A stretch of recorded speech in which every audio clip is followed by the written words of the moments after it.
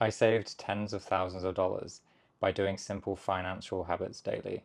And today I'll share 9 of these habits with a bonus one at the end. So these habits allowed me to quit my job, move to Thailand, get my time back, and start building something real. So the first habit, it's one that's repeated by a lot of people, but it's something that really does add up. And these $20 to $40 expenses every month really do affect your long-term savings. So this one is look for subscription deals. So like YouTube Premium, Spotify, and maybe Netflix, things like that. Basically, the best deals you get now are when you try and cancel your subscription. So say you're subscribed to Netflix, you sign up for the 1 month free trial and then the next month you're paying $15 a month or something. If you try and cancel, Netflix will potentially give you 50% off for 3 months just to keep you going. And alongside that, obviously, subscriptions you don't need, just cancel them. So just stay on top of your subscriptions, stay on top of the best deals. That goes for electric bills, that goes for internet bills. Just make sure that you're paying the best price for the best service that you need. So the second tip is if you're earning a income, like from a job, basically set up a regular investment into either a savings account or ETFs or your choice of investments. Make sure that you set it up regularly. Just set it up, forget it. Make sure that you don't take out of your savings account. Make sure that you're putting money in the savings account that you can actually afford to put in there. I understand emergencies happen, and that's what an emergency fund is for. And if you haven't built up that emergency fund, maybe you will need to take money out of savings, but treat savings like you can't remove the money. And also set up regular payments for bills, so your rent, your internet. Set up like a separate account that you transfer the rent money automatically into every week, and then it automatically gets transferred out of that account to the real estate agent or the landlord. So the third tip is when you go to the supermarket or a shopping mall, bring a list. Just bring a list so you don't get tempted by the chocolate or the shopping when you just go for a couple of t-shirts but you see all this other stuff and you end up buying and just spending money that you don't need to spend or you don't have. Just bring a list and stick to it. Simple as that. And an additional thing on that one is when you do your supermarket shopping, meal prep. Meal prep saves a lot of money. It saves you coming home from work and being like, oh, I have to cook. You don't have to cook because the meal is already there. You prepared it all on Sunday. You just put it in the microwave and it will be healthy and it will save you a lot of money. So the fourth I'll be sharing today is choose a cheaper activity if you get invited to doing something expensive. So maybe your friend suggests that you go bowling, and bowling can be a super expensive activity. You have to pay per person. It's like $20 in Australia plus per person for 3 games, or $25. It's ridiculously expensive. So if someone suggests something like bowling, maybe just say, oh, do you guys want to do mini golf, for example? Maybe mini golf is cheaper, or do you want to go to the mall and just like look for some casual things or get things that you were going to get anyway at the mall? It's not bad to suggest alternatives that are still fun but cost less, and it's going to be an extra, $30 in your bank account that day that you wouldn't have had, and you still got to do something fun. Something else on that tip is if you're going to the movie theater, don't go to the most expensive movie theater with all of the, fancy stuff. Like you don't really need that. In Australia, I used to go to this movie theater that was $10 tickets, $5 popcorn, and that was compared to like $22 tickets and $10 popcorn, and the experience was the same. Maybe the chair was a little bit uncomfortable or like a little bit less comfortable, but the screens are the same, the sound system's the same, so I saved a lot of money that way. I love going to the movies, so that was something that I did. Tip five is don't use credit cards unless you're gaining something from the credit card company. So don't use credit cards unless you are getting points, like travel points. For example, I had credit cards that were able to get me a flight from Brisbane to Texas, two flights from San Francisco to Hong Kong for maybe saving over $3,000. And that was just from doing something called credit card churning, which is basically when you sign up to a credit card, you spend 3 grand, you get the bonus points, you cancel the card, you sign up to another one, you do the same thing, and you just get the bonus points, and you can use those bonus points for flights or for whatever you want. So don't use credit cards unless you really have to. You have nothing in your emergency fund.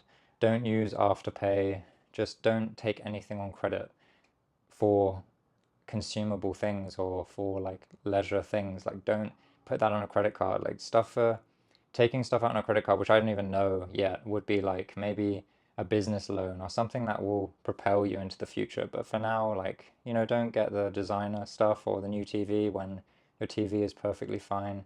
Just save the money and you'll have a better savings. So tip 6 is, if possible, don't move out just for the sake of it.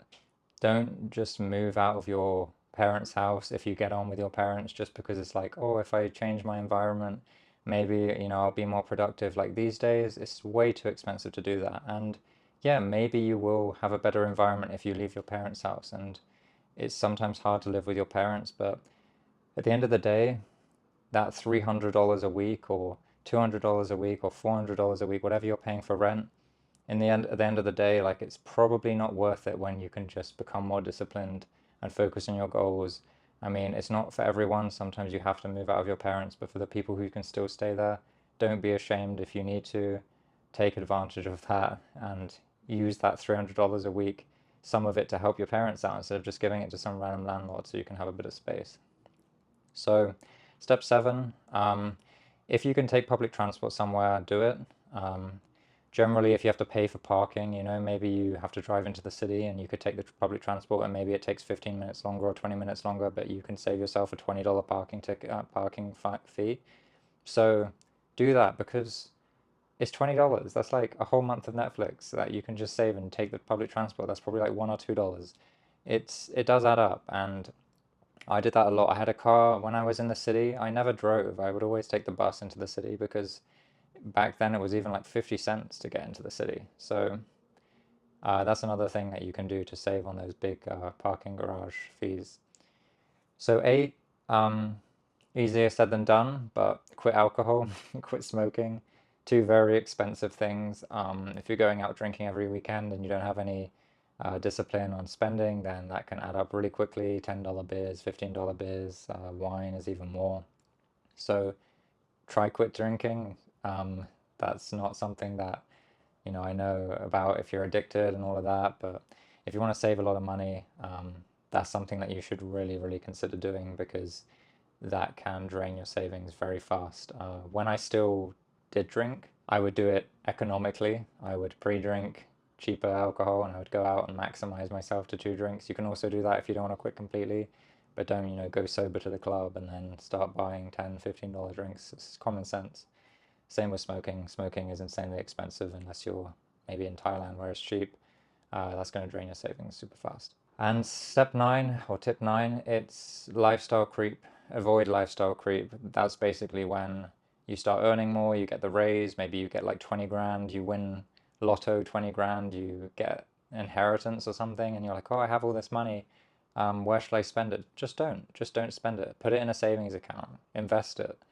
Don't think that you just got this increase in money that you have to spend it straight away, because that's putting you in a better position for your future.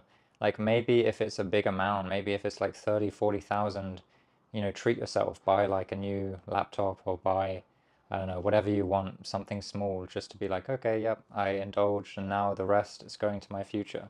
It's going to put me in a better position later in life. If you avoid lifestyle creep, then your savings rate will be crazy. Like you'll start earning more and more, but you'll still be living the same. But it's not the same. Like obviously some people need more than others. Like for me, I kind of live like I have not much. I try and save here and there, but I enjoy that. I enjoy saving and I still, it doesn't really affect my life in a bad way. It doesn't make it seem that I have less.